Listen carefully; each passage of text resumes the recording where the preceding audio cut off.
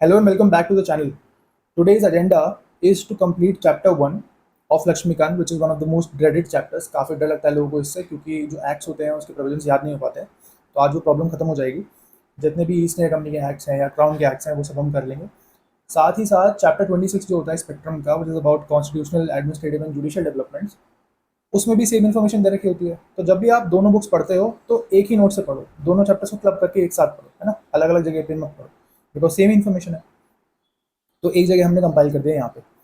तो ये video prelims perspective से ज़्यादा होने वाला है. मेंस के लिए आपको हो सकता है थोड़ा बहुत और करना पड़ जाए, लेकिन कोशिश करेंगे हम कि उसका भी जितना एरिया कवर हो सकता है वो हो जाए. और इस वीडियो में 3 रिविजन्स तो यहीं हो जाएंगे. आप एक बार भी इसके बाद पढ़ लोगे तो ये वाला चैप्टर में आपको प्रॉब्लम कभी नहीं आएगी. ठीक है. तो क्या फॉर्मेट होने वाला है, सबसे पहले इसमें 11 पेजेस का नोट्स दिए हुए हैं जो मैंने बनाए थे खुद से. अब ये थोड़े से पुराने हो गए, लेकिन मैं इसमें से पढ़ा दूंगा आपको. तो 11 पेजेस का ये है. इसको पढ़ने के बाद मैंने इसको कंप्रेस कर दिया है 5 पेजेस में, जो कि डिजिटली रिटन है, उसमें से मैं पढ़ा दूंगा. And then finally there is a 1 pager जो आपको यहाँ पे दिखेगा. एग्जाम से पहले आपको सिर्फ इतना रेफर करना है, स्पेशली फॉर यूपीपीएससी. ठीक है. इवन फॉर यूपीएससी तो भी आप कर सकते हो इसको रेफर.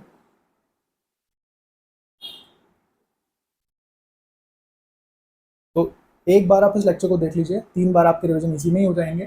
थोड़ा सा लंबा भले ही हो जाए, लेकिन आपको एक बार ढंग से देख लेना चाहिए. And then you can revise before exams 1 या 2 बार. ठीक है. तो हो जाएगा आपका काम. आप घटना चक्र भी इसके बाद लगाओगे तो इजीली आपके क्वेश्चन हो जाएंगे सारे के सारे.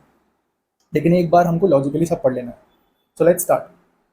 चैप्टर 1 और चैप्टर 26, जैसे कि मैंने कहा, इन दोनों का कॉम्बिनेशन है. यहाँ से हम शुरू करते हैं. देखो, 1600s में इस्टेब्लिशमेंट हो गया ईस्ट इंडिया कंपनी का बाय क्वीन एलिजाबेथ चार्टर. ठीक है. 1608 में अराइवल हो गया इंडिया में. अब 47 तक जो हमारी टाइमलाइन है उसमें क्या होगा कि हमें दिखेगा कि जैसा हमारा कॉन्स्टिट्यूशन बनता है तो इन जितने भी एक्ट्स बनेंगे बीच में उनका काफ़ी इन्फ्लुएंस रहेगा हमारे कॉन्स्टिट्यूशन पे. And there will be unintentional introduction of elements of modern state in India because of these acts. तो देखो, कुछ कुछ इसमें स्टार्टिंग में हिस्ट्री के पॉइंट्स दे रखे हैं जिनसे हम सीधे जंप ओवर करेंगे, ज़्यादा इस पर फोकस नहीं करेंगे. बैटल ऑफ प्लासी पे आते हैं 1608 से डायरेक्टली. यहाँ से पॉलिटिकल कंट्रोल स्टार्ट हो गया. ठीक है, ब्रिटिशर्स का, because they had now a very firm foothold over Bengal. Similarly जैसे हम और आगे बढ़ें तो फिर हम बैटल ऑफ बक्सर पे पहुंच जाते हैं 1764. यहाँ पर Mir Qasim, who was initially cooperating with the British, eventually gets frustrated. And then फिर वो बोलता है कि भाई मैं सबकी प्रिविलेजेस हटा रहा हूँ, इंग्लिश जितने भी हमारे मर्चेंट्स हैं और नॉर्मल मर्चेंट्स हैं सबके लिए सेम प्रिविलेजेस रहेंगे. इसकी वजह से English started feeling threatened. Similarly he also wanted to be independent. अपनी कैपिटल वो मुंगेर वगैरह शिफ्ट कर रहे थे. फॉरेन एक्सपर्ट्स को हायर कर रहे थे अपनी आर्मी में ट्रेन करने के लिए उनको. उसकी वजह से भी इंग्लिश थ्रेटन फील कर रहे हैं. So ultimately battle of Buxar 1764, English overthrow him, war breaks out. अब वो एक बहुत बड़ी पावर बन चुके हैं नॉर्दर्न इंडिया में, जो ब्रिटिशर्स हैं. And they have got a permit of duty free trade in Bengal except for salt. And then ये ट्रीटी ऑफ इलाहाबाद भी फिर रॉबर्ट क्लाइव शाह आलम के बीच में. Then this starts the legal authority over revenue. तो ये 3 स्टेप का प्रोसेस है. Start of political control with battle of Plassey. Then battle of Buxar से क्या हो जाता है, मिलिट्री सुप्रीमेसी दिख जाती है. एंड ट्रीटी ऑफ इलाहाबाद से starting of legal authority. Right. Shah Alam का आपको पता होगा, abides by provision of 53 lakhs to company in return for Nizamat functions just like criminal justice functions. And he is to reside at Allahabad, ceded territory by Shujauddaula. ये सब चीज़ें history की हैं.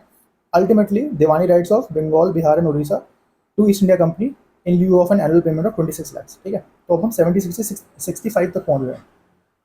ये हिस्टोरिकल बैकग्राउंड है. अभी इसका पहले चैप्टर से लिंक है बस हिस्ट्री का, लेकिन जो याद करने वाली चीज़ें हैं वो अब से आएंगी आगे से. तो earlier they earn money from trade, now they control land. This is the gist till 1765. अब देखो 1765 से हम आते हैं 1767 पे. यहाँ पर पहली बार ब्रिटिश गवर्नमेंट की तरफ से इंटरवेंशन होता है. एंड दे से कि भाई हमें 10% शेयर चाहिए, तुम्हारे जो लूट मचा रहे हो, तुम वहाँ पे प्लंडर्स मचा रहे हो उसमें से. But this is unofficial types. ठीक है. अभी कोई एक्ट नहीं लेकर के आए हैं तो वो उसको पहला इंटरवेंशन हम नहीं बोलते हैं, लेकिन फर्स्ट इंटरवेंशन उनका 1767 में ही हुआ. आगे देखिए,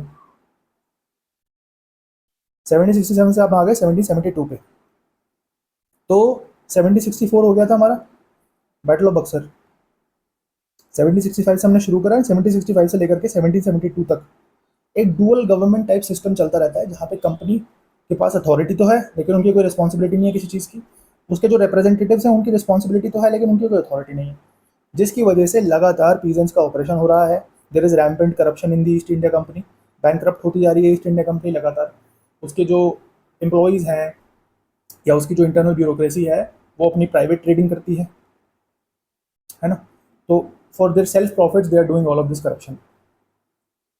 तो जो गवर्नमेंट बैठी हुई है ब्रिटेन में, उनको लगता है कि भाई इनके ऊपर थोड़ा सा कंट्रोल लाने की ज़रूरत है, वरना ये ऐसे ही चलता रहेगा। सो दे स्टार्ट थिंकिंग अबाउट कि क्या करें। तो वो बोलते हैं कि भाई जो इनके एडमिनिस्ट्रेटिव और पॉलिटिकल फंक्शंस हैं कंपनी के, उनको थोड़ा थोड़ा डिफाइन करने की कोशिश करते हैं हम लोग, ताकि ये क्लैरिफाइड रहे कि किसकी क्या ड्यूटी है और इनसे हम जवाबदेही भी मांग सकें। और इंडिया के ऊपर भी एडमिनिस्ट्रेशन का थोड़ा सा कंट्रोल हमें लेकर के आना है। तो इसलिए हम सबसे पहले एक्ट की बात अब करते हैं, द रेगुलेटिंग एक्ट ऑफ 1773, जहाँ से आपको इन्फॉर्मेशन याद करनी शुरू करनी है। ठीक है, लेकिन अभी आप सिर्फ लर्निंग करो। जो 11 पेजेस का ये डॉक्यूमेंट है, इसमें सिर्फ आप अंडरस्टैंड करो, 5 पेजेस में आप लर्निंग करना, एंड जो लास्ट 1 पेजर होगा वो एग्जाम के लिए हो जाएगा, रिविजन के लिए। ठीक है, तो अभी फिलहाल आप समझो, याद करने पे ज़्यादा फोकस मत करो। द रेगुलेटिंग एक्ट ऑफ 1773, तो यहाँ से चेक्स एंड बैलेंसेस आने शुरू होते हैं। तो इसमें क्या इन्फॉर्मेशन है? सबसे पहली तो बात कि जो गवर्नर ऑफ बंगाल थे वो अब हो गए governor general of Bengal, and the first governor general of Bengal is Warren Hastings. इनकी एक एग्जीक्यूटिव कमेटी है या काउंसिल है रादर, काउंसिल में 4 मेंबर्स हैं। अब इनको साथ में मिलकर के मेजॉरिटी रूल के साथ फंक्शन करना था। साथ में इन्होंने क्या करा, 1773 के रेगुलेटिंग एक्ट में ही कहा कि भाई जो बॉम्बे और मद्रास के गवर्नर्स हैं वो अब सबॉर्डिनेट हो जाएंगे गवर्नर जनरल ऑफ बंगाल के। ठीक है, दूसरी चीज़ क्या होती है 1773 से, कि सुप्रीम कोर्ट का एस्टैब्लिशमेंट हो गया कैलकाटा में। Excuse me, establishment of Supreme Court at Calcutta in 1774, जिसमें एक चीफ जस्टिस को बिठा दिया, एलिजा एम्फी थे पहले जो चीफ जस्टिस थे, एंड 3 जजेस आ गए। ठीक है, अब इनको बोल दिया कि भाई आप जो भी ब्रिटिश सब्जेक्ट्स हैं उसके ऊपर आपका जुरिस्डिक्शन है। अब ये प्रॉब्लम है, कौन है ब्रिटिश सब्जेक्ट, ये सबसे बड़ी इशू है। बिकॉज क्या इंडियंस की बात हो रही है, क्या कंपनी के रिप्रेजेंटेटिव्स की बात भी हो रही है, तो कौन किसकी बात हो रही है? तो इसकी वजह से क्या होगा कि जो काउंसिल था उसके साथ सुप्रीम कोर्ट के, यानी ये जो काउंसिल है इसके साथ सुप्रीम कोर्ट का जो जुरिस्डिक्शन है वो क्लैश करेगा, एंड साथ में इनके बीच में थोड़ी दरार आएगी। तो ये एक दूसरे को ब्लेम करेंगे तो लिखेंगे चिट्ठियाँ वापस सरकार को, है ना। तो फिर ये लूप होल एक मेजर निकल करके आता है 1773 के एक्ट का। 1773 के एक्ट में एक चीज़ और थी कि कंपनी के कोर्ट ऑफ डायरेक्टर्स जो है now they have to report on revenue, civil and military affairs. ठीक है, तो this rule is being establish for the first time by the cabinet of Britain. तो 1773 का आपको समझ में आ गया, 2 चीज़ें मेन है, एक तो ये वाला पार्ट और एक ये वाला सुप्रीम कोर्ट वाला पार्ट और गवर्नर जनरल ऑफ बंगाल वाला। ये पूछने के लिए आता भी है एग्जाम में यूजुअली। अब इसके लूप होल्स क्या क्या है? एक तो हमने यही बात करी कि टसल चल रहा है गवर्नर जनरल की, इन काउंसिल का और सुप्रीम कोर्ट का, पहली बात तो ये। दूसरी बात ये भी आ रही थी निकल करके कि पर्सनल लॉज में थोड़ा सा इंटरफेरेंस कर रहे हैं अब, ऐसा लोगों को प्रतीत हो रहा है 1773 के टाइम के आसपास। ठीक है, तो ये चीज़ भी रिकग्नाइज करी गई। एंड जो वॉरेन हेस्टिंग्स हैं उनकी अपनी जो एडमिनिस्ट्रेशन है उसके बहुत क्रिटिसिज्म्स हैं, there are many issues with that, ये आप पढ़ सकते हो हिस्ट्री में। तो ये सारी चीज़ों को मद्देनजर रखते हुए एक टूशे कमेटी जो होती है वो एस्टैब्लिश होती है by the house of Commons, and they से कि भाई बिहार, उड़ीसा और बंगाल में एडमिनिस्ट्रेशन कैसा चल रहा है इसके बारे में थोड़ा स्टडी करो, एंड फिर उसके बेसिस पे हम आते हैं अमेंडिंग एक्ट ऑफ 1781 पे। तो 1773 से हम आ गए अब 1781 पे। ठीक है, 1781 का जो एक्ट है उसको हम बोल सकते हैं अमेंडिंग एक्ट ऑफ 1781 या एक्ट ऑफ सेटलमेंट या डिक्लेरेटरी एक्ट ऑफ 1781, कुछ भी बोल सकते हैं। मेरे को ये पसंद है एक्ट ऑफ सेटलमेंट, क्योंकि इसने एक सेटलमेंट करा दिया सुप्रीम कोर्ट और गवर्नर जनरल के इन काउंसिल के बीच में। डैमेज कंट्रोल जो भी था वो इन्होंने करने की कोशिश करी, सुप्रीम कोर्ट के जो पावर्स थे उनको चेंज करा, कहा कि भाई गवर्नर जनरल उनका इन काउंसिल और जो सर्वेंट्स हैं उनको एग्जाम कर दो, उनके ऊपर जुरिस्डिक्शन नहीं है तुम्हारा। ठीक है, सुप्रीम कोर्ट से बोली बात। और तुम्हारी जो जोग्राफिकल जुरिस्डिक्शन है वो सिर्फ कलकत्ता तक लिमिटेड है, इसके बाहर मत जाओ। रेवेन्यू मैटर्स में आपका कोई इंटरफेरेंस नहीं होना चाहिए, ये भी कह दिया उन्होंने सुप्रीम कोर्ट को। ठीक है, अपीलेट जुरिस्डिक्शन जो अब तक सुप्रीम कोर्ट के पास होता था उसको उन्होंने कहा कि गवर्नर जनरल इन काउंसिल के पास जाएगा, और गवर्नर जनरल इन काउंसिल ही जो प्रोविंशियल कोर्ट्स हैं, छोटी मोटी अदालतें होती थी जैसे कि मेयर्स कोर्ट होते थे या फिर सिविल कोर्ट्स होते थे, ये धीरे धीरे करके एस्टैब्लिश करा गया बाई कंपनी, है ना, क्योंकि उनको जरूरत पड़ रही थी अपनी एडमिनिस्ट्रेशन के लिए। तो उनकी जो अपील्स थी वो सुप्रीम कोर्ट जाती, लेकिन with the act of settlement now this appellate jurisdiction will go to governor general in council. ठीक है, इसके अलावा कहा गया कि भाई पर्सनल लॉज के बारे में कंप्लेंट लगातार आ रही है, हिंदूज़ को हिंदूज़ के लॉज के अकॉर्डिंग ट्रीट करो और मुस्लिम्स को मुस्लिम्स के लॉ के अकॉर्डिंग ट्रीट करो। ठीक है, ज़्यादा मत उछलो। अब मिस गवर्नेंस तो फिर भी कंटिन्यूड है, बिकॉज ईस्ट इंडिया कंपनी अभी भी है जो फंक्शन कर रही है। There is complete inefficiency on their part. Military और पॉलिटिकल एक्सपेंशन लगातार हो रहा है। They are fighting wars, Anglo Mysore wars वगैरह हो रही हैं, बाकी लड़ाइयाँ हो रही हैं लगातार। तो फाइनेंसिस में जा रही कंपनी, कह रही भाई हम तो यहाँ लड़ाई भी लड़ रहे हैं, उसमें पैसा लग रहा है हमारा, कितना पैसा भेज दें आपको वापस ब्रिटेन? नहीं भेज सकते। तो जरा financial troubles of East India Company. तो अब क्या होता है? सो पिट द यंगर जो थे वो प्राइम मिनिस्टर थे वहाँ पर ब्रिटेन में, and he comes up with Pitt's India act 1784। ठीक। तो 1784 पिट्स इंडिया एक्ट आ गए। अब इन्होंने क्या कहा कि हम डुअल गवर्नमेंट सिस्टम लेकर के आते हैं, या डबल गवर्नमेंट, डुअल गवर्नमेंट, कुछ भी आप इसको बोलो। कंपनी की ये जो इनएफिशिएंसी है, जो मिस गवर्नेंस है, उसको हमें थोड़ा सा चेक करना पड़ेगा बाय लॉ, लीगली। तो उन्होंने क्या कहा कि भाई एक सेपरेशन कर दो दोनों के बीच में। कमर्शियल अफेयर्स जो हैं कोर्ट ऑफ डायरेक्टर्स को दे दो, और पॉलिटिकल अफेयर्स जो है वो बोर्ड ऑफ कंट्रोल को दे दो। कमर्शियल अफेयर्स जैसे कि भाई कोई कंपनी होती है, बोर्ड ऑफ डायरेक्टर्स होते हैं उसमें, ऐसे ही आप कोर्ट ऑफ डायरेक्टर्स मान लो कंपनी का। एंड पॉलिटिकल अफेयर्स जो होंगे वो बोर्ड ऑफ कंट्रोल के पास रहेंगे। They will also supervise over civil and military operations. ठीक। एंड जो ब्रिटिश पोजेशंस होंगे उनके ऊपर ये थोड़ा सा ध्यान देगा, जो पॉलिटिकल अफेयर्स होगा। ठीक है, जो बोर्ड ऑफ कंट्रोल है पॉलिटिकल अफेयर्स को एक्सरसाइज करते हुए ब्रिटिश पोजेशंस का ध्यान देगा। एंड उन्होंने ये भी डिक्लेयर कर दिया कि भाई जो कंपनी की टेरिटरीज थी अब तक, वो सारी ब्रिटिश पोजेशंस हैं। This is they are declaring this for the first time. ठीक है, पिट्स इंडिया एक्ट से हो रहा है ये काम। ये भी क्वेश्चन पूछने के लिए आता है। ये भी आता है कि डुअल गवर्नमेंट सिस्टम जो ये बोर्ड ऑफ डायरेक्टर्स और बोर्ड ऑफ कंट्रोल वाला है, तो वो कौन से एक्ट के थ्रू हुआ? तो पिट्स इंडिया एक्ट। अभी याद कैसे करना है वो सब देखेंगे। ठीक है। And then they also said कि भाई जनरल प्रोहिबिशन लगाओ वॉर्स के ऊपर। ठीक है, ये लगातार आप लड़ाइयाँ लड़ रहे हो, we are looking at your reports, you are making losses, stop all this nonsense. Of course they did not listen, but उन्होंने कहा ये। बोर्ड ऑफ कंट्रोल में कौन मेंबर्स हैं इसको आप स्किप कर दो, इसकी कोई जरूरत नहीं है। 1784 के बाद हम आते हैं अगले पे, 1786, एक्ट ऑफ 1786 पे आते हैं। अभी तक हमने क्या क्या देख लिया? 1773, फिर 81, फिर 84, और अब हम जा रहे हैं 86 पे। ठीक है। 1786 में क्या हो रहा है कि अब कॉर्नवालिस का समय आ गया। तो when he comes, he looks at the authority of the governor general and says कि भाई ये तो बहुत वीक पोजीशन है। ईस्ट इंडिया कंपनी के पास तो देखो काफ़ी ज़्यादा पावर्स है, पर आप गवर्नर वगैरह बना रहे हैं, गवर्नर जनरल बोल रहे हो उनको ऑफ बंगाल, तो we must have some more powers. At least I should have some more powers. आप आगे दोगे कि नहीं दोगे मुझे मतलब नहीं है उससे। So Cornwallis is asking for his executive authority to increase, which is by act of 1786 says कि ठीक है तुम्हारी ओवर राइडिंग पावर्स हो जाएंगी। अब अपनी इन काउंसिल की जो बात है वो आप मानना चाहो मान लो, नहीं मानना चाहो मत मानो, आप उसको ओवर कर सकते हो उनके डिसीजन को। ठीक है। दूसरा, आपको जो रोल है आपका उसको एक्सटेंड कर रहे हैं। गवर्नर जनरल ऑफ बंगाल तो आप हो ही, कमांडर इन चीफ भी हो जाओगे आप। अब ये जो एक्ट था ये कॉर्नवालिस के टाइम के लिए था सिर्फ, ये आगे जाकर के बाकी लोगों को भी मिल जाएगा, लेकिन अभी फिलहाल के लिए जो एक्ट है उसमें सिर्फ कॉर्नवालिस के लिए करा गया था ये provision. So now the question before the British government is whether they should renew the charter और नॉट। ठीक है, क्योंकि अब 1793 के पास हम आ गए हैं लगभग। तो 1773 से हमने शुरू करा था, और अब 20 साल हो गए हैं 1793। ठीक है, तो 20 साल होने वाले हैं, तो वो बोल रहे हैं कि भाई रिन्यूअल करें चार्टर का या नहीं करें। तो जवाब आया यस, कर देना चाहिए। क्या हमें गवर्नर जनरल की पोजीशन को फर्दर स्ट्रेंथन करना चाहिए? तो मैं कहा हाँ बिल्कुल करना चाहिए। फाइनेंशियल रिफॉर्म, सैलरी वगैरह, इन सब में हमें रिफॉर्म करना चाहिए, बिल्कुल करना चाहिए। तो चार्टर एक्ट आता है अब 1793 का। चार्टर एक्ट का अब क्या मतलब होगा कि ट्रेड मोनोपोली जो है ईस्ट इंडिया कंपनी की उसको 20 साल के लिए एक्सटेंड कर रहे हैं। चार्टर जो है वो जैसे स्टार्टिंग में मिला था, इसी तरीके से इसको भी मान लो कि अब जो है 20 साल का एक्सटेंशन दे रहा है चार्टर 1793 से लेकर के next for the next 20 years. इसी के साथ जो कंपनी होगी वो प्राइवेट इंडिविजुअल्स को लाइसेंस भी दे सकती है। मान लो कोई ब्रिटेन से ही आ रहे हैं, तो वो मर्चेंट्स आ नहीं सकते क्योंकि उनकी मोनोपोली है ईस्ट इंडिया कंपनी की यहाँ पर। तो उन्होंने कहा कि भाई तुम लाइसेंस दे दो ना कुछ लोगों को। बोला ठीक है हम लाइसेंस दे देंगे, आप बना दो प्रोविजन। ये कर दिया। इसी के साथ बॉम्बे और मद्रास के जो गवर्नर्स हैं उनके ऊपर गवर्नर जनरल ऑफ बंगाल तो बैठा ही हुआ था, लेकिन अब उसको और थोड़ी एडिशनल पावर दे दी।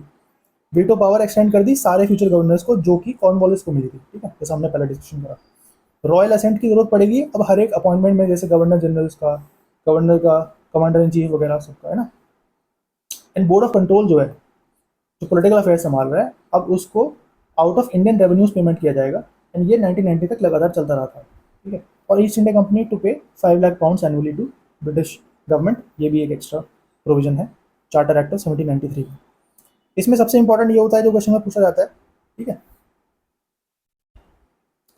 आगे देखते हैं। अब चार्टर एक्ट 1793 हो गया। अब देखो प्रॉब्लम्स क्या क्या आ रही हैं।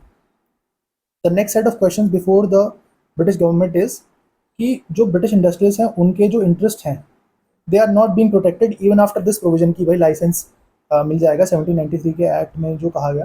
This is not enough because industrial revolution Britain में इस समय पीक पर है। So there is pressure from all sorts of merchants.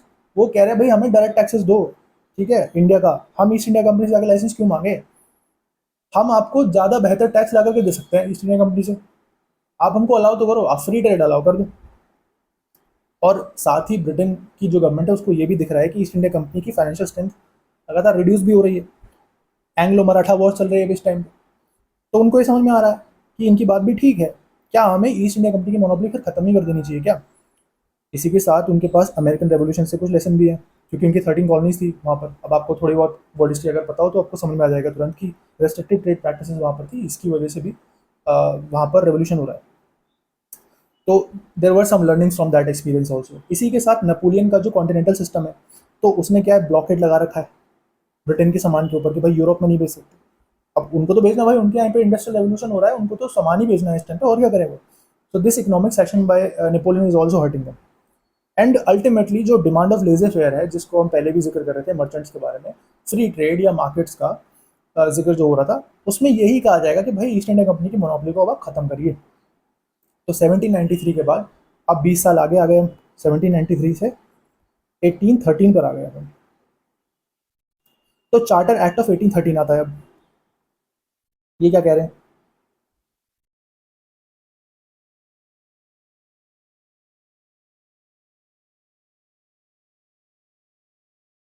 तो जो मोनोपोली खत्म करने की बात हो रही थी, उन्होंने कहा ठीक है भाई खत्म कर देते हैं, कंपनी की जो मोनोपोली है उसको खत्म कर देते हैं हम, except for trade with China in T. ठीक है, शेयर होल्डर्स को 10%, 7.5% डिविडेंड मिलेगा on the revenue of India. इसी के अलावा जो अब एक्सटेंशन जो हो रहा है चार्टर का 1813 से लेकर के, वो एक्सटेंशन हो रहा है, लेकिन मोनोपोली के लिए एक्सटेंशन नहीं हो रहा। Now you are mere trustees of the British government. ठीक है, ट्रस्टी हो अब आप, ईस्ट इंडिया कंपनी को कह रहे हैं वो। They have also made a provision of regulations made by councils of Madras, Bombay and Calcutta to be laid before the British Parliament। तो ये जो मद्रास, बॉम्बे और कलकत्ता की जो काउंसिल्स हैं, वो जब भी कोई रेगुलेशन बनाएंगी, कुछ लॉज बनाएंगी, तो उसको ब्रिटेन की पार्लियामेंट से वहाँ पे भी प्लेस करा जाएगा पहले। उसके बाद जब वो वहाँ से ओके हो जाएंगी तब यहाँ पर अप्लाई होंगी। एंड बोर्ड ऑफ कंट्रोल, उसके जो फंक्शंस हैं उसको भी एनलार्ज करा गया, जैसे कमर्शियल ट्रांजैक्शन, टेरिटोरियल रेवेन्यू वगैरह, इनका सेपरेशन दिखा हो गया आप कि आपने दोनों के अकाउंट मैनेज कर रखे हैं अलग अलग ढंग से। सुपरिटेंडेंस को एनलार्ज कर दिया। ये सब चीज़ें ज़्यादा इंपॉर्टेंट नहीं है एग्जाम के पर्सपेक्टिव से, आप इनको पढ़ सकते हो बस। साथ ही जो दो मेजर इंपॉर्टेंट चीज़ें हैं जो इसमें हुई, वो ये थी कि एक तो क्रिश्चियन मिशनरीज को अलाउ कर दिया 1813 में, and then also spread of western education, इसके लिए 1 लाख रुपए हर साल देने लग गए। तो 1813, तो 13 आया ना लास्ट में 13, तो ईस्ट इंडिया कंपनी का तो काम खत्म, 13 काम खत्म, ईस्ट इंडिया कंपनी का काम खत्म, एंड 13 काम शुरू, क्रिश्चियन मिशनरीज एंड एजुकेशन। तो ये तीन चीज़ें जो होंगी वो इसमें से याद करने वाली होंगी। आगे जब हम करेंगे तो इन्हीं चीज़ों को ज़्यादा याद करेंगे, इन सब का ज़्यादा महत्व नहीं है एग्जाम पर्सपेक्टिव से। अब देखो क्या प्रॉब्लम्स आ रही हैं। अगली प्रॉब्लम क्या है कि मोनोपोली खत्म करिए, but there still some vestiges of the East India Company left. जो कुछ बचा कुचा उसका राज्य, साम्राज्य, जिसको भी जो भी बोलना चाहो आप वो बोलो, अब उसको भी खत्म करने की कवायद हो रही है लगातार। एंड ब्रिटेन ऑल्सो रियलाइज कि अब हमें सेंट्रलाइजिंग पावर बनना चाहिए इंडिया के अंदर, एंड ले अ foundation for a legal system, ताकि हम प्रॉपरली सब चीज़ बाय लॉ कर पाएँ वहाँ पर। एंड फ्री ट्रेड तो हम ऑलरेडी प्रमोट कर ही रहे हैं, हमें और एक्सटेंसिवली करना चाहिए, which brings us to the charter act of 1833। तो 1813 से अब हम आ गए 33 पर, तो next 20 years.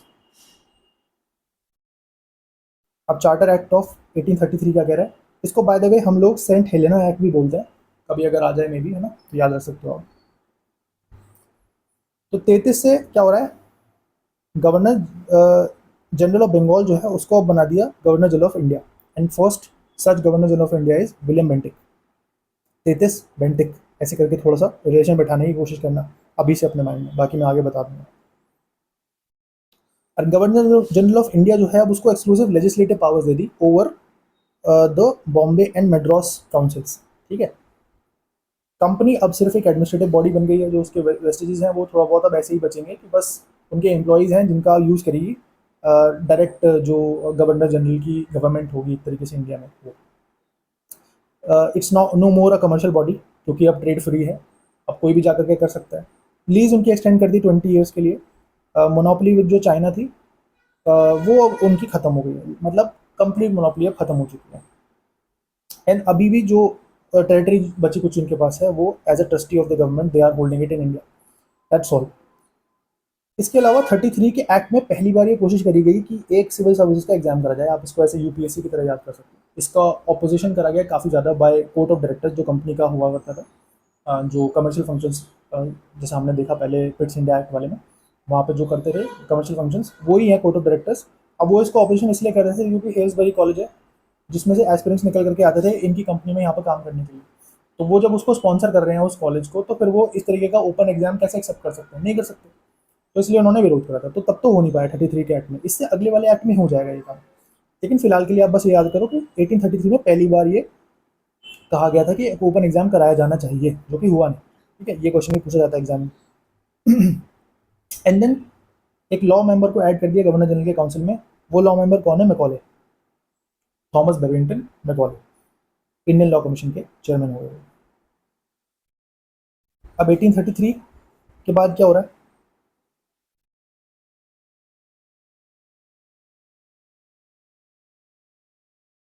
East India company जैसे कि ट्रस्टी है अभी, तो कुछ कुछ जगह पे अभी भी गवर्न कर रही है, but it is like a political anomaly.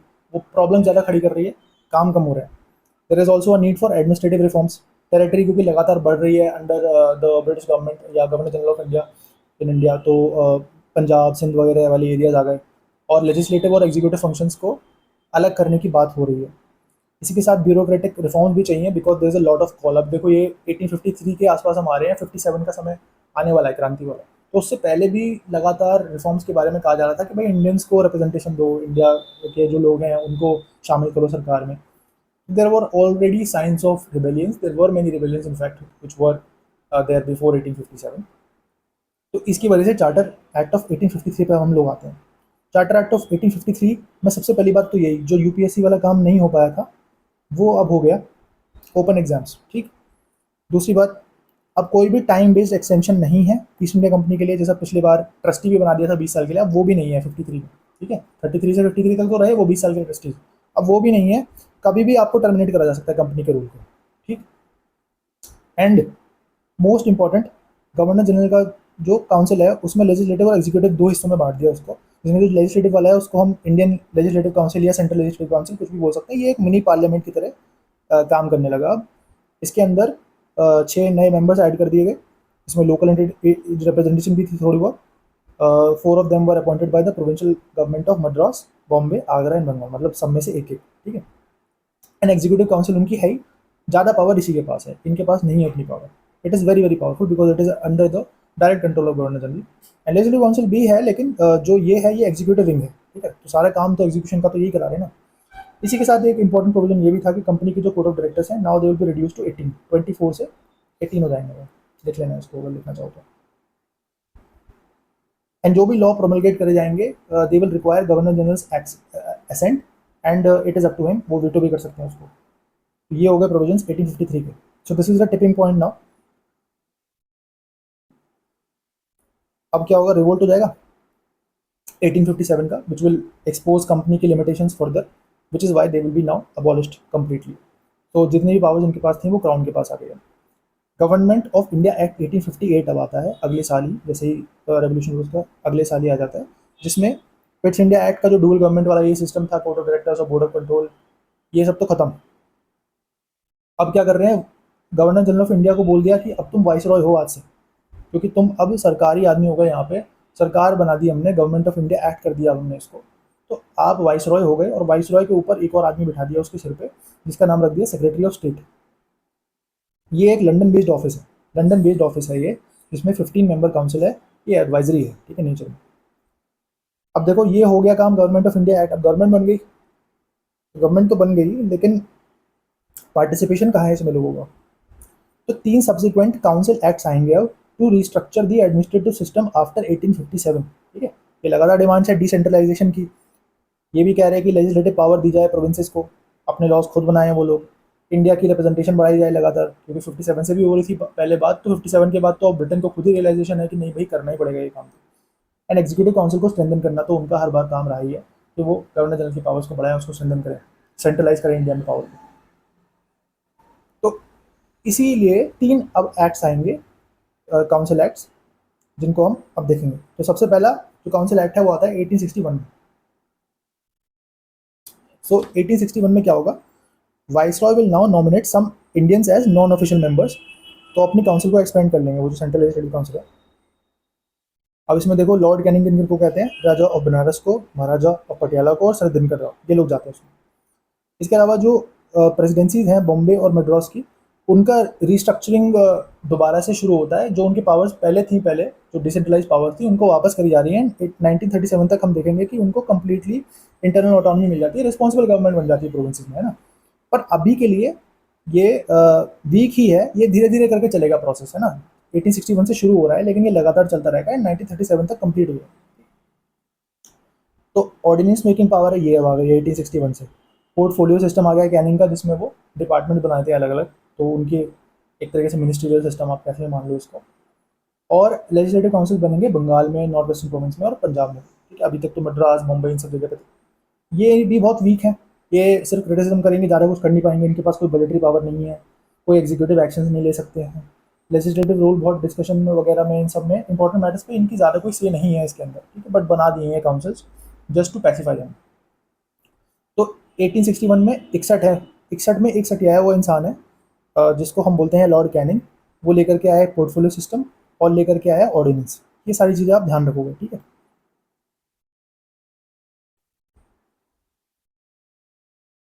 1861 के बाद अगला आता है इंडियन काउंसिल एक्ट ऑफ 1892। अब इससे पहले एक हिस्टोरिक ऑर्गेनाइजेशन है जो एस्टैब्लिश हो चुकी है, Indian National Congress. And there is a demand for increase in number of members of India in the council, ठीक है। तो काउंसिल एक्ट इसलिए लगातार आ भी रही है। इंडियन लेजिस्लेटिव काउंसिल में क्या करो कि नॉन ऑफिशियल मेंबर्स की जो नंबर्स हैं उसको इंक्रीज कर दो, क्योंकि जो इंडियन नेशनल कांग्रेस वाले हैं वो कह रहे हैं लगातार इस चीज़ को, या बाकी जो प्रेशर ग्रुप्स हैं वो भी कह रहे हैं। तो आप नॉन ऑफिशियल मेंबर जो है उसको बढ़ा दो। हम पे क्या फ़र्क पड़ जाएगा, हम पे ऑफिशियल मेजोरिटी तो रहेगी, हम जो काम करना चाहते हैं वो हम फिर भी कर लेंगे, कोई दिक्कत नहीं। तो इंडियन काउंसिल एक्ट 1892 में उन्होंने ये कह दिया। इसके अलावा कह दिया कि भाई जो प्रोविंसेस हैं उसमें क्या करो कि कुछ लोगों को आप भेज सकते हो, जैसे यूनिवर्सिटीज़ भेज सकती हैं, चेंबर ऑफ कॉमर्स भेज सकती हैं, म्यूनसिपैलिटीज़ भेज सकती हैं। आप अपने रिप्रेजेंटेटिव बना करके प्रोविंशियल काउंसिल में भेज सकते हो। इसके अलावा वाइस रॉय भी फाइनली इनमें से भी कुछ लोगों को वो सीएलसी में भी लेकर के आ सकते हैं, जो सेंट्रल लेजिस्लेटिव काउंसिल है उसमें भी लेकर के आ सकते हैं एज नॉन ऑफिशियल मेंबर्स, ठीक है। ये प्रोविंशियल काउंसिल्स के रिकमेंडेशन पे हो जाएगा। मतलब ये 3 प्रोसेस चल रहा है कि बिल्कुल एक यूनिवर्सिटी से कोई रिप्रेजेंट करके भेज दिया प्रोविंसेस में, और प्रोविंसेस की रिकमेंडेशन से कोई सीएलसी में भी आ सकता है। ये ऑफकोर्स वाइस रॉय ही करेगा इस काम को फाइनली। पर ये एक प्रोसेस है जिसको आप ऐसे मान सकते हो कि एक सूडो इलेक्शन टाइप हो रहा है ये फॉर द फर्स्ट टाइम। इसमें टर्म यूज नहीं करा गया है, ये इनडायरेक्ट इलेक्शन है एक तरीके से। And members could now address questions to the executive. They could also discuss some budgets, but Viceroy retained the veto, ठीक है। तो ये इंडियन काउंसिल एक्ट 1892 में हो जाता है। अब ये इनफेक्टिव बता रहे हैं, कह रहे हैं कि भाई हमें तो समझ नहीं आ रहा है क्या चल रहा है, इंडियन नेशनल मूवमेंट और बड़ा होता जा रहा है। तो 1905 स्वदेशी मूवमेंट भी हो चुका है। तो इंडियन काउंसिल एक्ट 1909 अब आता है। अब देखो ये इंपॉर्टेंट है, इसमें बहुत क्वेश्चन आते हैं, जैसे कि सबसे पहला क्वेश्चन तो यही बनता है कि इसके जो इसको बनाने वाले हैं ये लॉर्ड मॉर्ले और मिंटो, तो इनका नाम दे देते हैं, फिर एक्ट पूछते हैं कि कौन से वाला काउंसिल एक्ट है या फिर कौन सा एक्ट है जो इन्होंने बनाया है।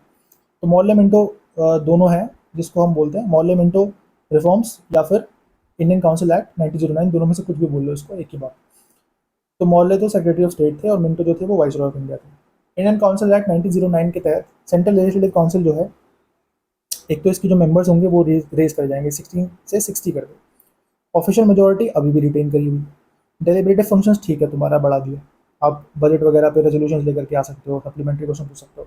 एंड सत्येंद्र प्रसाद सिन्हा, इनका आप याद रखोगे, he was added to the viceroy's executive council as the law member. Is very important. ये 1909 के काउंसिल एक्ट के थ्रू हुआ था। अब प्रोविंशियल काउंसिल्स में क्या हो रहा है, तो यहाँ पे क्या हो रहा है, non uniform increase across provinces.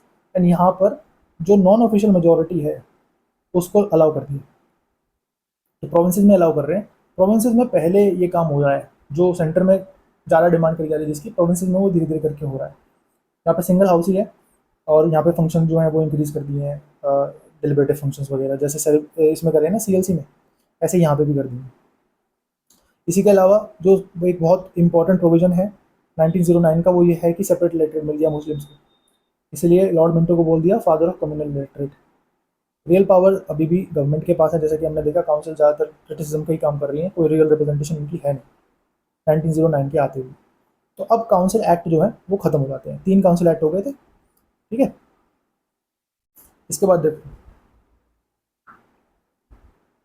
Council act के आ जाने के बाद भी जो प्रोविंसेस हैं उनको फुल जो ऑटोनॉमी है वो नहीं मिल पाई है, तो प्रोविंशियल ऑटोनॉमी की डिमांड्स लगातार चल रही, जैसे कि हमने अभी पीछे देखा कि फंक्शंस उनके एनलार्ज करे हैं, नॉन ऑफिशियल मेजोरिटी आ गई है, लेकिन फिर भी अभी गवर्नर जो है उसके पास पावर एक्सटेंसिवली है, वो they can not remove the government ना, वो अपने जो गवर्नमेंट है उसके अगेंस्ट मोशन लेकर के नहीं आ सकते ऑफ नो कॉन्फिडेंस, ऐसा नहीं कर पाते थे वो। तो there still demands for provincial autonomy. अब वो डिमांड तो करेंगे प्रोविंशियल ऑटोनॉमी, लेकिन उनको मिलेगा क्या बदले में? एक तो बाई कैमरलिज्म मिलेगा और डायरकी मिल जाएगी, प्रोविंसेस में डायरकी, और बाई कैमरलिज्म कहाँ पर मिल जाएगा? इंडियन लेजिस्लेटिव काउंसिल में या सीएलसी में, भी कुछ भी बोलो उसको। तो देखो क्या क्या हुआ है, इसमें थोड़ी ज़्यादा प्रोविजंस हैं। इंडियन लेजिस्लेटिव काउंसिल में बाई कैमरलिज्म आ गया, जैसे मैंने ऊपर बताया। काउंसिल ऑफ स्टेट होगा एक अपर हाउस, और एक लेजिस्लेटिव असेंबली होगी लोअर हाउस, ठीक है। यहाँ पर majority will be elected on limited franchise, तो bicameralism plus direct election यहाँ पर आ गया। और 3 मेंबर्स 6 में से जो वाइसरॉय के एग्जीक्यूटिव काउंसिल में है वो इंडियन हो जाएंगे। एक तो बात ये होगी। दूसरा, सेंट्रल पब्लिक सर्विस कमीशन 1926 में ये सेटअप करा जाता है by the act of 1919। High commissioner का ऑफिस बन जाता है, जो अभी तक के कुछ फंक्शंस थे सेक्रेटरी ऑफ स्टेट के, वो अब हाई कमिश्नर देखेगा। इसके अलावा जो सेंटर और स्टेट का बजट है, प्रोविंसेस का बजट है, उसको सेपरेट कर दिया, सेपरेट इलेक्टेड दे दिया। अभी तक जो मुस्लिम्स के पास था 1909 तक, वो सिक्स को, क्रिश्चियंस को, एंग्लो इंडियंस को भी दे दिया। और जो हम डायरार्की की बात कर रहे हैं, जो एक बड़ा फीचर है 1990 का, 1919 का, इसमें क्या हो रहा है कि भाई जो शुरुआत इसकी कैसे होती है कि सेंट्रल जो कंट्रोल था पहले प्रोविंसेस के ऊपर, उनके सब्जेक्ट्स को लेकर के, प्रोविंसेस में क्या सब्जेक्ट्स रहेंगे उनको लेकर के, उसको इन्होंने 2 सिस्टम में डिवाइड कर दिया कि भाई ट्रांसफर्ड होगा एक, तो एक रिजर्व्ड होगा।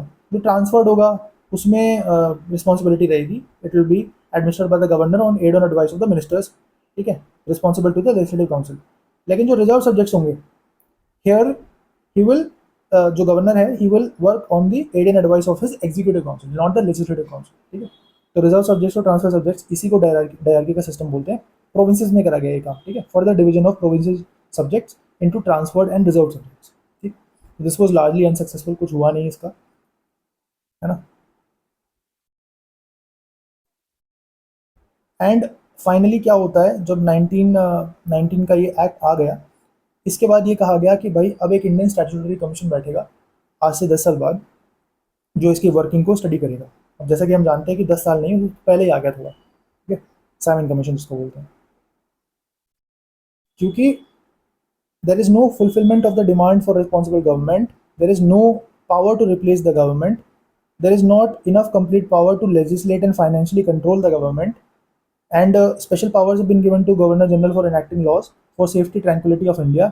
इन सब रीजंस की वजह से अभी भी जो है लगातार क्रिटिसिज्म हो रहा है government of India act 1919, right. तो जो 7 मेंबर स्टैट्यूटरी कमीशन है अंडर जॉन साइमन, जिसको इंडियन स्टैट्यूटरी कमीशन भी बोलते हैं, वो सेटअप कर दिया कि 2 साल पहले, जैसे कि हमने देखा 1929 में होना था, लेकिन 27 में सेटअप हो गया। क्यों? क्योंकि जो कंजर्वेटिव गवर्नमेंट है उसको ये भी डर है कि वो इलेक्शन हार सकते हैं, उस टाइम पे इलेक्शन थे तो लेबर की गवर्नमेंट आ सकती है, ये भी उनको डर है, इसलिए उन्होंने थोड़ा पहले सेटअप कर दिया। रिपोर्ट उसकी 1930 में आई थी, ये बात, ठीक है। अब क्या क्या कहा उन्होंने? एक तो उन्होंने कहा कि भाई डायरकी को अबॉलिश कर दो, ये सब प्रोविजन पता होना चाहिए साइमन कमीशन के, साइमन कमीशन को थोड़ा ठीक से पढ़ो आप। इवन मेंबर्स के मैंने यहाँ पे नाम लिख दिए, कोई भरोसा नहीं है एग्जामिनर का किस दिन वो डाल दे कि भाई ये लोग थे इसके अंदर, ये लोग नहीं थे, ऐसे करके कुछ भी क्वेश्चन डाल सकता है अटपटा सा। वो नहीं पूछना चाहिए उनको, लेकिन वो पूछ सकता है, कोई भरोसा नहीं उनका। तो यहाँ पे नाम लिखे हुए हैं जो 7 मेंबर्स थे। तो साइमन तो आपको पता ही है, उसमें क्लेमेंट एटली भी थे जो प्राइम मिनिस्टर रहेंगे बाद में 45 से 51 के बीच में। लॉसन है, एक कैडोगन है, हार्ड शॉन है, लेन फॉक्स और हॉवर्ड। इनके एक बार बस नाम देख लो, याद करने की जरूरत नहीं है, बस आपको एकदम से ध्यान आ जाएगा वहाँ पे कि हाँ ये नहीं था, ये नहीं था उसके अंदर में, या ये वाला नाम था, ये भी करेक्ट कर दोगे just by having a visual add with this. तो रिकमेंडेशन एक तो हमने देख लिया कि अबॉलिशन ऑफ डायरकी। दूसरा, रिस्पॉन्सिबल गवर्नमेंट इन प्रोविंसेस, ये उन्होंने कहा कि देनी चाहिए। फिर कहा कि फेडरेशन बनाओ एक ब्रिटिश और इंडियन जो प्रिंसली स्टेट्स हैं उनकी, ब्रिटिश इंडिया और प्रिंसली स्टेट्स की फेडरेशन बनाओ। और क्या कहा कि कम्युनल लेटरेट को कंटिन्यू रखो। और उन्होंने बर्मा के लिए भी एक रिकमेंडेशन ये दिया था कि डोमिनियन स्टेटस मिल जाना चाहिए बर्मा को, ठीक है। और क्या हुआ इस टाइम के बीच में, 3 राउंड टेबल कॉन्फ्रेंसेज हो गई, वाइट पेपर आ गया कॉन्स्टिट्यूशन रिफॉर्म्स के ऊपर 1933 में। एंड फाइनली इन सब डिस्कशंस के होने के बाद आता है गवर्नमेंट ऑफ इंडिया एक्ट 1935। अब देखो यहाँ पर जो साइमन कमीशन में कहा गया था कि भाई एक फेडरेशन बननी चाहिए इंडियन प्रिंसली स्टेट्स की और ब्रिटिश इंडिया की, वो इसमें कही गई उसकी बात कि इसको बनाओ।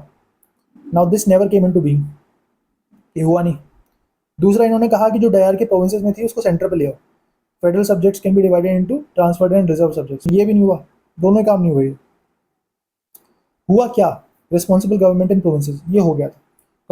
Governor would now act on the aid and advice of the minister responsible to provincial legislature, ठीक है। एंड प्रोविंसेस को अब डायरेक्ट पावर जो जो ये एक्ट के थ्रू मिल रही है 1935 की, ये डायरेक्ट उन्हें क्राउन से मिल रही है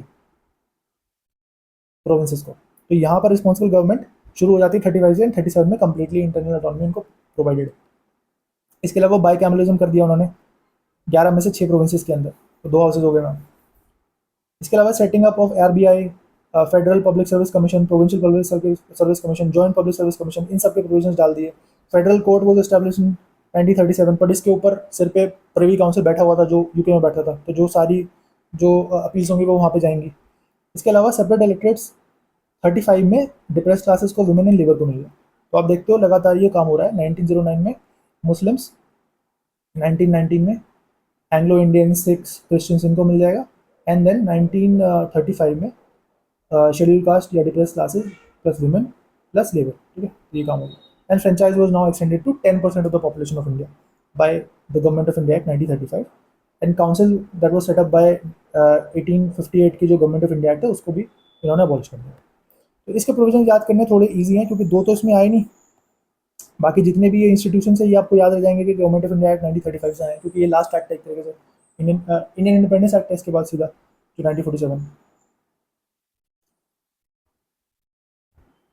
तो गवर्नमेंट ऑफ इंडिया एक्ट का जो रिजिडिटी है इसको सॉल्व करने के लिए finally we come to Indian independence act. उससे पहले ये सारी चीज़ें होती हैं, ये आपको पूछने के लिए आता है क्रोनोलॉजिकली एग्जाम में लगाने के लिए कि ऑगस्ट ऑफ 1940 में, 42 में क्रिप्स प्रपोजल, सी राजगोपालाचारी फॉर्मूला 44 में, वेवल प्लान 45 में, कैबिनेट मिशन 46 में, माउंटबेटन प्लान 47 में। So there was an offer of chips to Raja ji, तो 40, 42, 44 +2 but he waved and took a cab to mountains. He waved and took a cab to mountains. So 1945, 46 and 47. Finally we come to Indian Independence Act 1947. तो sovereign हो गए, partition के लिए provision कर दिया, paramountcy lapse हो गई princely states के ऊपर। Now they were free to either join the dominion of India और द पाकिस्तान और रिमेन इंडिपेंडेंट, ठीक है। एंड देन वाइसरॉय का ऑफिस अबॉलिश हो गया एंड कह दिया कि भाई गवर्नर जनरल रहेगा दोनों डोमिनियन में। और कहा कि भाई फ्रेम कर सकते हैं डोमिनेंस अपना कॉन्स्टिट्यूशन, जब तक वो नहीं करेंगे दे कैन ऑल्सो लेजिस्लेट, ठीक है, लॉज बना सकते हैं, वो इंटरिम गवर्नमेंट बन जाएंगी। तो ये सब चीज़ तो आपको पता है, इसमें कुछ ज़्यादा कुछ नहीं। सेक्रेटरी ऑफ स्टेट अबॉलिश हो गया, सेक्रेटरी फॉर कॉमनवेल्थ आ गया। So this is it, Mountbatten becomes the first governor general of new dominion of India. 1946 constituent assembly acted as the parliament of Indian dominion. तो ये तो बात हो गई हमारी, जो हमने कॉम्प्रिहेंसिवली थोड़ा देख लिया सब चीज़ों को। अब जो हमारे 5 पेजर नोट्स हैं उनको हम देखते हैं। 7065, 7067 फर्स्ट इंटरवेंशन आ गया, जैसे मैंने बताया था प्लंडर का उन्हें शेयर चाहिए 10%। एंड 7065 से 7072 यहाँ तक हम आ गए, there is rampant corruption of East India Company. तो जो रेगुलेटिंग एक्ट है 7073 का, which is the first piece of legislation tries to bring checks and balances. उसने क्या कहा कि गवर्नर जनरल ऑफ बंगाल हो जाएगा गवर्नर ऑफ बंगाल, और उसकी जो एक होगी एग्जीक्यूटिव काउंसिल, उसमें 4 लोग हो गए। इसका क्लैश किसके साथ होगा, जो सुप्रीम कोर्ट उन्होंने बनाया है कलकत्ता में, जिसमें एक चीफ जस्टिस है, 3 जजेस हैं, एलिजा इम्फे पहले चीफ जस्टिस हैं, ठीक है। तो ये क्लैश होगा। दूसरा क्या सॉल्व करना है उनको कि इंटरफेरेंस हो रहा है पर्सनल लॉज में, ठीक। साइड नोट पे यहाँ पे देख लो, सुप्रीम कोर्ट के जो चीफ जस्टिस थे पहले वो थे हरिलाल जे कानिया। सॉल्व करा उन्होंने, तो क्या आया, एक्ट ऑफ सेटलमेंट। तो 1773, 1781 पे आ गए हम, जहाँ पे इंडियन पर्सनल लॉज अप्लाई करने के लिए कहा गया और कहा गया कि भाई जो गवर्नर जनरल है उसकी जो काउंसिल है और जो सर्वेंट्स है कंपनी के, they are exempt from supreme court jurisdiction. They kept fighting wars, East India का करप्शन चलता रहा लगातार, so there was a need for direct control. 1781 के बाद हम आ जाते हैं नेक्स्ट पे, पिट्स इंडिया एक्ट 1784। तो यहाँ देखो 4 लिखा है, 1784 4, तो पिट में 4 ही लेटर हैं, ऐसे करके याद करना है इसको। 1784 पिट, ठीक है। पिट द यंगर है बिकॉज क्योंकि उसके जो फादर थे वो भी थे prime minister, Pitt the elder, इसलिए पिट द यंगर बोलते हैं इसको। And he was also the last prime minister of Great Britain, and he was the first PM of UK. इसमें क्या है कि आयरलैंड ऐड हुआ था यहाँ पे, ये मैंने बस आपको बता दिया आपकी जानकारी के लिए। इसलिए ऐसे बोल रहे हैं कि यूनाइटेड किंगडम का फर्स्ट प्राइम मिनिस्टर हो गया। तो पिट्स इंडिया एक्ट में क्या कह दिया उन्होंने कि भाई जो भी ईस्ट इंडिया कंपनी की टेरिटरीज है दे आर ब्रिटिश की पोजेशंस, एंड एक कोर्ट ऑफ डायरेक्टर्स बनेगा, बोर्ड ऑफ कंट्रोल होगा, जो बोर्ड ऑफ कंट्रोल होगा वो मिलिट्री ऑपरेशन वगैरह भी देखेगा, एंड प्रोहिबिशन लगा रहे हैं हम वॉर्स के ऊपर। Now they are asking why is the company still calling all the shots, और गवर्नर जनरल ऑफ बंगाल क्या कर रहा है, what the hell is he doing. तो जवाब आता है कॉर्नवालिस का कि भैया तुमने जो अथॉरिटी दी है वो इतनी वीक दी है, क्या करें हम। तो 1786 आता है, उसमें क्या कह दिया, गवर्नर जनरल जो कॉर्नवालिस हैं he can override his council, veto powers दे दी। And Cornwallis is also granted the position of governor general of Bengal plus commander in chief. अब क्या है सवाल कि भाई चार्टर रिन्यू करें कि नहीं करें, क्योंकि टाइम आ गया 1773 टू 93 पे, अब हम लोग आ गए, 20 साल हो गए। तो चार्टर एक्ट साइन करने के लिए उन्होंने कहा कि ठीक है करा देते हैं एक बार और इनको देते हैं चार्टर। तो 20 ईयर के लिए उन्होंने क्या कह दिया कि मोनोपोली आपकी एक्सटेंड कर दी है हमने, अब आप लीज भी दे सकते हो, लाइसेंस भी दे सकते हो बाकी लोगों को, वो वहाँ पर ट्रेड कर सकते हैं, लेकिन आपकी परमिशन से करेंगे। गवर्नर जनरल की पावर थोड़ी सी बढ़ा दी, बोर्ड ऑफ कंट्रोल जो होगा it will now be paid out of Indian revenues. अब क्या हो रहा है, प्राइवेट मर्चेंट रिवोल्ट कर रहे हैं ब्रिटेन में, ईस्ट इंडिया कंपनी लॉसेज में, अमेरिकन रेवोल्यूशन की लेसन्स हैं, इसके अलावा नेपोलियन का जो थ्रेट है वो लगातार बना हुआ है। Now we come to charter act of 1813। यहाँ पे क्या हुआ, ईस्ट इंडिया कंपनी की जो मोनोपोली है वो एंड कर दी चाइना के साथ, क्योंकि इतना ज़्यादा प्रेशर है ब्रिटेन के मर्चेंट्स का। ट्रस्टी बना दिया 20 साल के लिए, क्रिश्चियन मिशनरीज को अलाउ कर दिया, spread of western education, and board of control enlarge. तो यहाँ से देखो 13, तो 13 काम खत्म, ईस्ट इंडिया कंपनी का काम खत्म, 13 काम शुरू, क्रिश्चियन मिशनरीज का काम शुरू, 13 काम शुरू, वेस्टर्न एजुकेशन फैलाने वालों का काम शुरू। फिर इन्होंने कहा कि भाई let's erase east India company, centralise करते हैं पावर को, फ्री ट्रेड बढ़ाते हैं। तो कंप्लीट मोनोपोली दे दी ईस्ट इंडिया कंपनी, अब सिर्फ एडमिनिस्ट्रेटिव बॉडी रह गई, इसको सेंट हेलेना एक्ट भी बोलते हैं। बेंटिक 33 है ना, बेंटिस, बेंटिक ऐसे याद कर लो, 33 को 33 लिखोगे तो तेतिक याद कर लो, तेतिक, और तेतिक याद हो जाएगा तो बेंटिक भी याद हो जाएगा, तेतिक बेंटिक। तो Bentinck is the first governor general of India, and he got the legislative power over Bengal and Madras. ठीक, मैकॉले लॉ मेंबर बन गया। मैकॉले इंटरेस्टिंगली इनफ ये जो थे 1800 में बॉर्न हुए थे, तो व्हेन 1833 का charter act came he was 33 years old. ठीक है, तो ऐसे याद करना कि मैकॉले 33 का था और बेंटिक याद कर ही लिया इससे 33 से, तो ये दोनों चीज़ें याद रखोगे आप।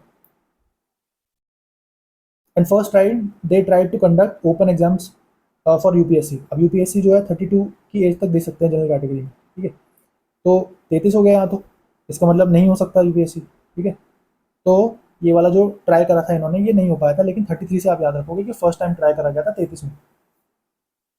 नाउ अब क्या करवाया था कि ईस्ट इंडिया कंपनी को ख़त्म करो बिल्कुल, और लेजिस्लेचर और एग्जीक्यूशन जो है इन फंक्शंस को अलग अलग करो, इंडियन रिप्रेजेंटेशन बढ़ाओ। तो चार्टर एक्ट ऑफ 1853 क्या कहता है, आपको एक्सटेंशन नहीं मिलेगा 20 साल का।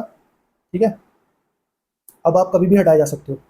6 न्यू लोकल जो रिप्रेजेंटेशन है वो ऐड हो गई किसमें, सेंट्रल लेजिस्लेटिव काउंसिल में। गवर्नर जनरल ऑफ इंडिया की जो काउंसिल है वो एल और ई 2 में बढ़ गई, और जो एग्जीक्यूटिव है वो अभी पावरफुल है ज़्यादा।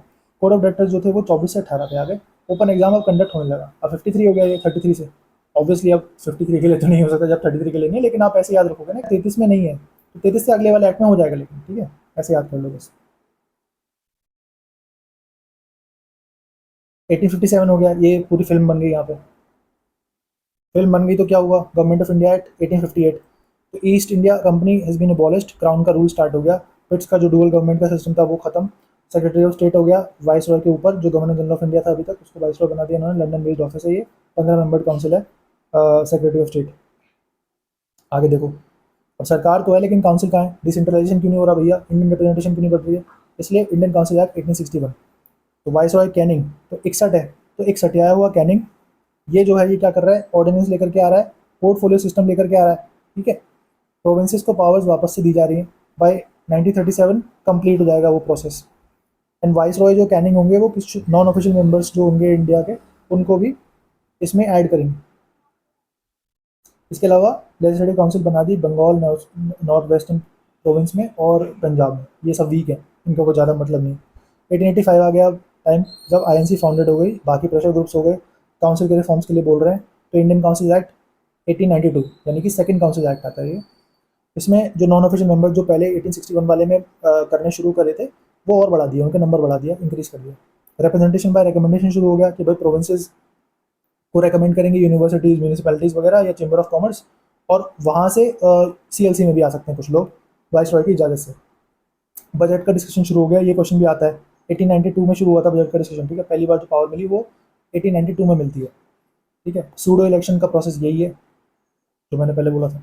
तो ये इनफेक्टिव है काउंसिल्स। नेशनल मूवमेंट बढ़ता जा रहा है, 1905 हो चुका है स्वदेशी, 1909 पे आ गया। मॉडलिमेंटरी रिफॉर्म्स इनको हम लोग बोलते हैं। सेपरेट इलेक्टर मिल गया मुस्लिम्स को।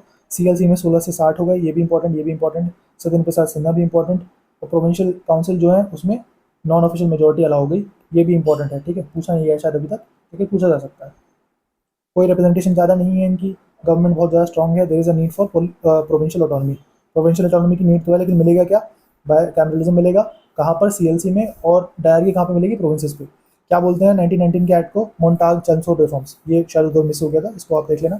मोन्टाग चंसफोर्ड क्यों? क्योंकि ये सेक्रेटरी ऑफ स्टेट है, और चंसफोर्ड कौन है? वो यहाँ पर जो वाइस रॉय है वो, ठीक। तो डायरकी आ गई। डायरकी कैसे? प्रोविंसेस में। ट्रांसफर्ड वर्सेस रिजर्व सब्जेक्ट, दो दो में डिवाइड हो गया। एक में तो गवर्नर जनरल की जो एग्जीक्यूटिव काउंसिल है बस वो उसका रोल है, जो रिजर्व सब्जेक्ट्स हैं उसमें। और ट्रांसफर में लेजिस्लेटिव काउंसिल का भी है। Office of high commissioner establish. Central public service commission 1926 में एस्टैब्लिश। और सीएलसी को दो में डिवाइड कर दिया, अपर और लोअर में। जो बाइकैमरलिज्म की बात हो रही है डायरकी के साथ, वो सीएलसी में हुआ था। And separate elected 6 Christians Anglo Indians को मिल गए। तो ये सारा 1998 में हो गया। इसके बाद स्टैट्यूटरी कमीशन जो 10 साल में आना था वो पहले ही आ गया, 7 कमीशन और राउंड टेबल कॉन्फ्रेंसेज हो गए। गवर्नमेंट ऑफ इंडिया एक्ट 1935 पे आ गए हम, तो 10% लोगों को अब फ्रेंचाइज मिल गया है पॉपुलेशन को इंडिया के। ऑल इंडिया फेडरेशन आया नहीं, और डायरकी एट सेंटर आई नहीं। रिस्पॉन्सिबल गवर्नमेंट प्रोविंसेस में आने लग गई 1937 तक। कंप्लीट इंटरनल इकोनॉमी मिल गई उनको। और बायर कैमरलिज्म कुछ में जैसे 6 में आ गए 11 में से, ठीक है। इसके अलावा जो सारे इंस्टीट्यूशन हैं वो 1935 के एक्ट से बने हैं, ये आप आराम से याद कर सकते हो। सेपरेट इलेक्टेड डिप्रेस क्लासेस को, वुमेन को, लेबर को मिला। इंडियन इंडिपेंडेंस एक्ट 1947, पार्टीशन हो गया। वाइसरॉय अबॉलिश, गवर्नर जनरल बन गए ईच डोमिनियन के। ये कॉन्स्टिट्यूशन फ्रेम करेगा, जो डोमिनियन होगा उसकी जो गवर्नमेंट होगी वो ही लेजिस्लेट भी कर सकती है इन द मीन टाइम, जब तक ये कॉन्स्टिट्यूशन फ्रेम नहीं होता है। सेक्रेटरी ऑफ स्टेट खत्म, सेक्रेटरी ऑफ कॉमनवेल्थ आ गया इसकी जगह, और माउंट बैटन आ गया, ठीक है। तो ये होती है बात 5 पेजर की। अब खत्म। अब हम करेंगे 1 पेजर से, ठीक है। अब देखो, अगर आप स्किप करके डायरेक्टली इस पार्ट पे आ गए हो गलती से भी, तो मैं आपको यही बोलूँगा कि आप एक बार पढ़ लो। लेकिन अगर नहीं तो आप एक पेपर और पेन निकालिए अब, और उस पर ये ड्रॉ करना शुरू करिए।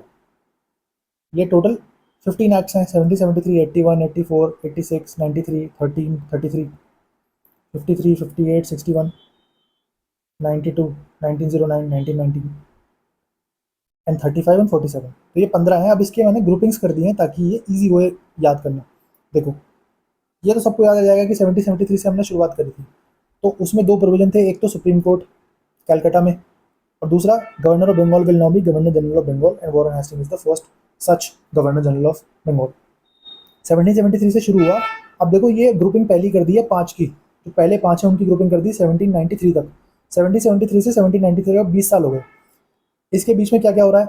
1773 के तुरंत बाद देखो क्या प्रॉब्लम आ रही थी। यहाँ पे प्रॉब्लम ये आ रही थी कि दोनों के बीच में भिड़ंत हो रही है, सुप्रीम कोर्ट के बीच में और जो इन काउंसिल है गवर्नर का उसके बीच में।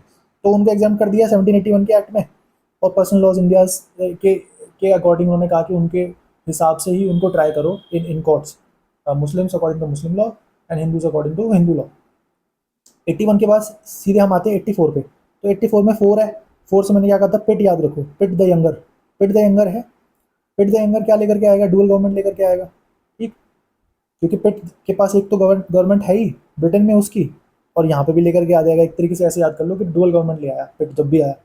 साथ में उसने कहा कि जो भी तुम्हारा है वो मेरा है, ठीक है। ईस्ट इंडिया कंपनी का जो कुछ भी है उन्होंने कहा कि मेरा है, ब्रिटिश पोजेशन है। And there will be a general prohibition on war, ये भी उन्होंने कहा साथ में कि भाई लड़ाई वड़ाई बंद करो, कुछ नहीं होता इससे। 84 के तुरंत बाद देखो 86 में क्या हो रहा है। 86 जैसे ही आप याद आया 86, तो 6 को आप रिलेट करने की कोशिश करो। 6 को कॉर्नवालिस से, ठीक है, कॉर्नवालिस से रिलेट करने की कोशिश करो। या फिर अगर आप ये नहीं कर सकते हो तो ऐसे याद कर लो 786 है। 786 नंबर आपको पता होगा, it's a very precious number in the Muslim religion, और ये मक्का जाते हैं, तो मक्का ऐसे याद कर लो। और मक्का क्या है, कॉर्न। ये थोड़ा लंबा हो जाएगा, लेकिन हो सकता है आपको शायद ये ज़्यादा बेहतर याद आ जाए। या तो आप 1786 से के 6 से जो है डायरेक्टली कॉर्नवालिस का जो सी है उसको रिलेट कर लोगे, या फिर आप 786 से कर लो मक्का को, और मक्का इज कॉर्नवालिस। तो उसको मिल गया गवर्नर जनरल को वीटो, साथ में उसको कमांडर इन चीफ भी बना दिया था गवर्नर जनरल ऑफ बंगाल के साथ। इसके बाद देखो 1793, तो यहाँ पर जो है 20 ईयर्स का एक्सटेंशन मिल गया। तो ये कहानी हुई पहले 5 एक्ट्स की। इसको आप ऐसे ही याद रखना अपने पेपर पर, ऐसे ही बीच में बना करके दोनों साइड लिख लो, ठीक है। एग्जाम में इतना ही पूछा जाएगा, यूपीपीएससी में स्पेशली। यूपीएससी में थोड़ी बहुत और चीज़ें पूछी जा सकती हैं, बट वहाँ पर भी ये तो नेसेसरी है ही। इसके अलावा और भी जो होगा वो आप पीछे से काउंट कर लेना, जो 11 पेजर है या 5 पेजर है, ठीक है। But right now we are at 1 pager, तो यहाँ पे जो सबसे ज़्यादा इंपॉर्टेंट प्रोविजन है उन्हीं की बात हो रही है। तो पहले 5 एक्ट्स खत्म हो गए 15 में से। चलो नेक्स्ट ग्रुपिंग की तरफ अब आते हैं। नेक्स्ट ग्रुपिंग जो हमने करी है वो करी है 1813, 1833, 1853 और 1858। तो इन तीनों के बीच में आप देखोगे कि 20-20 का जो है अंतर है, 20 साल का, 20 ईयर्स। 1813 से 1833 के बीच में, 1833 से 53 के बीच में, और फिर तो 57 आ जाता है तो क्रांति हो जाती है। तो उसके जस्ट नेक्स्ट साल क्या आ जाएगा, गवर्नमेंट ऑफ इंडिया एक्ट आ जाएगा। तो ये से कैसे याद करें आप, देखो 13, तो 13 है, 13 काम खत्म, ईस्ट इंडिया कंपनी का काम खत्म, और 13 काम शुरू, तो मिशनरीज का काम शुरू और एजुकेशन का काम शुरू। ये दोनों क्वेश्चन पूछे गए हैं, इनफैक्ट तीनों पूछे गए हैं एग्जाम में। 13 के बाद हम अगला 20 साल में किस पे आ जाएंगे, 33 पे। 33 से मैंने कहा था बेंटिक याद करने की कोशिश करो, तेतिक बेंटिक, तेतिक बेंटिक। तो बेंटिक पहला गवर्नर जनरल ऑफ इंडिया बन गया। ईस्ट इंडिया कंपनी अब सिर्फ एक एडमिनिस्ट्रेटिव बॉडी है। और जब मैकॉले आया था इंडिया में तो उसकी बर्थ क्या थी, 1800। तो वो जब आया तो 33 साल का ही था वो, तो 1833 ऐसे याद करोगे कि 33 में मैकॉले हो गया, बेंटिक हो गया, ईस्ट इंडिया कंपनी खत्म, एडमिनिस्ट्रेटिव बॉडी रह गई अब। और ऐसे ही हमने याद करा था कि जो यूपीएससी है वो 32 तक दे सकते हैं, लेकिन 33 की बात हुई है यहाँ पे। तो इसका मतलब अभी हो नहीं पाएगा, लेकिन कोशिश कर रहे हैं वो कि इस तरीके का ओपन एग्जाम में कंडक्ट कराया जा सके सिविल सर्विस का, लेकिन हुआ नहीं है। अगले में हो जाएगा वो। 1853 में जैसे हम आए तो अब UPSC is allowed. Court of director जो है उनको रिड्यूस कर दिया 24 से 18। अब कोई एक्सटेंशन नहीं है कंपनी के लिए, कभी भी उसको हटा सकते हैं। गवर्नर जनरल का जो काउंसिल है वो एल और ई में बढ़ गया। फिर 1858 आ गया 1857 के जस्ट बाद, जिसमें पिट्स का जो सिस्टम था ड्यूल गवर्नमेंट का खत्म, ईस्ट इंडिया कंपनी खत्म, सेक्रेटरी ऑफ स्टेट का ऑफिस आ गया वाइसरॉय के ऊपर। तो ऐसे याद हो जाएगी नेक्स्ट ग्रुपिंग, 4 की हो गई ये ग्रुपिंग खत्म, ऐसे याद कर लो उसको। अगला देखो, नेक्स्ट 3 की ग्रुपिंग क्या है, ये सारे कौन से, इंडियन काउंसिल्स एक्ट है, 1861 का, 1892 का, और फिर 1909 का, ठीक है। इंडियन काउंसिल एक्ट है ये सारे के सारे। ऐसे ही याद करोगे इनको तो ज़्यादा जल्दी याद हो जाएंगे, ठीक है। अगर एक्ट्स पढ़ते रहोगे पूरे लंबे लंबे तो नहीं काम बनेगा, इसलिए कंप्रेस करनी इन्फॉर्मेशन जरूरी है 1 पेज में। 1861 में तो इकसठ, इकसठ में एक सटियाया हुआ इंसान है जिसका नाम है कैनिंग। वो पोर्टफोलियो सिस्टम ले आया अपना और ऑर्डिनेंस लेकर के आ गया, ठीक है। और नॉन ऑफिशियल मेंबर्स जो हैं वो आ गए इसके अंदर, काउंसिल के अंदर। फिर इससे भी सेटिस्फैक्शन नहीं मिला तो अगला सेटिस्फैक्शन कहाँ पे मिलेगा, जब जो नॉन ऑफिशियल मेंबर्स होंगे उनकी जो संख्या होगी वो बढ़ा दी जाएगी, इंक्रीज कर दी कब, 1892 में। यहीं पर बजट डिस्कशन शुरू हो गया, ये भी याद रखोगे क्वेश्चन आया हुआ है। रिप्रेजेंटेशन बाय रिकमेंडेशन स्टार्ट हो गई, ठीक। फिर 1909 पे हम आते हैं, तो यहाँ पे सबसे ज़्यादा इंपॉर्टेंट क्वेश्चन क्या होता है, मॉडल रिफॉर्म्स कौन से वाला एक्ट को बोलते हैं, तो 1909 का जो काउंसिल एक्ट है उसको बोलते हैं। सेपरेट इलेक्ट्रिसिटी यहाँ पे शुरू हो गया, ये भी एक इंपॉर्टेंट क्वेश्चन है। सीएलसी में 16 से 60 हो गए, एसपी सिन्हा आ गए, और provinces have now been allowed non official majority. तो नॉन ऑफिशियल मेजोरिटी जो है प्रोविंसेस में स्टार्ट हो गई, ये 1909 में हुई, ठीक है। तो जो फाइनल काउंसिल एक्ट होगा उसी में तो होगा ये काम। ऐसे करके याद करने की कोशिश करो कि provinces allowed non official majority under which act. तो फाइनल इंडियन काउंसिल एक्ट कौन सा वाला था, 1909 वाला था। तो उस तक आ जाएगा सेटिस्फैक्शन जितना आना होगा। अभी भी कंप्लीट सेटिस्फैक्शन नहीं आएगा बिकॉज 1919 का एक्ट आएगा उसके बाद, लेकिन आप वैसे ही थोड़ा कंपेयर करने की कोशिश करो पहले के एक्ट से, 61 से और 92 से, तो ज़्यादा सेटिस्फैक्शन इसमें है। तो promises have now been allowed non official majority, खत्म बात, ये वाला ग्रुप भी हो गया। अब अगला ग्रुप देखो, गवर्नमेंट ऑफ इंडिया एक्ट वाला ग्रुप आ गया अब 1919 का गवर्नमेंट ऑफ इंडिया एक्ट, जिसको हम क्या बोलते हैं, मोन्टाग चैम्सफोर्ड रिफॉर्म्स भी बोलते हैं। इसमें क्या, प्रोविंस में डायरार्की आ गई, ट्रांसफर वर्सेस रिजर्व सब्जेक्ट्स, ठीक है। और सीएलसी जो है वो अपर और लोअर हाउस में बढ़ गया, हाई कमिश्नर बन गया, सेपरेट इलेक्टेड बाकियों को मिल गए, किसको, एंग्लो इंडियंस को, सिक्स को, है ना, इन लोगों को मिल गए। 1919 के बाद देखो नेक्स्ट 1935, अब तो आसान होगी चीज़ें। जो इंडियन फेडरेशन है वो बनी नहीं, डायरकी एट सेंटर हुआ नहीं, 10% पॉपुलेशन फ्रेंचाइज मिल गया 1935 में। रिस्पॉन्सिबल गवर्नमेंट प्रोविंसेस में इस्टेब्लिश होनी शुरू हो गई, ये सारे इंस्टीट्यूशन बने और सेपरेट इलेक्ट्रेट्स मिलकर डिप्रेस क्लासेस को, वुमेन को और लेबर को। 1947 में पार्टीशन एंड वाइसरॉय खत्म, सेक्रेटरी ऑफ स्टेट खत्म। तो ये सब आपको पता है। तो ये तरीका हो गया इसको याद करने का। अब आप इसको रिवाइज कर लो, एक बार 11 वाला डॉक्यूमेंट देख लो स्टार्टिंग वाला, फिर 5 वाला देख लो और 1 पेजर वाला देख लो। आपको अभी ऑलरेडी काफ़ी सारी चीज़ें याद हो गई होंगी, मोस्टली आई वुड से कि याद हो गई 75%। तो आप एग्जाम से पहले एक दो बार और देख लेना, फिर आपको बार बार लक्ष्मीकांत रेफर करने की जरूरत नहीं है। जितने भी इंपॉर्टेंट क्वेश्चन हैं वो इसी पेज में ही दे रखे हैं मोस्टली, ठीक है। 95% क्वेश्चन जो हैं वो इसी 1 पेजर में से हैं। जब आप घटना चक्र खोल करके अगर आप चैप्टर 1 और 2 सॉल्व करोगे, दोनों इसी के बारे में है, जो ईस्ट इंडिया कंपनी के और क्राउन के एक्ट्स हैं। उसमें यूपीएससी के क्वेश्चन भी इसी लिमिट से आए हैं और यूपीपीएससी के भी इसी लिमिट से आए हैं, ठीक है, 95% of the question. So please keep revising this and I'll see you in the next one. Take care.